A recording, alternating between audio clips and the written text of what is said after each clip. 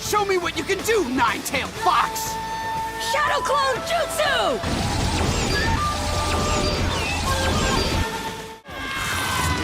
And here she comes now!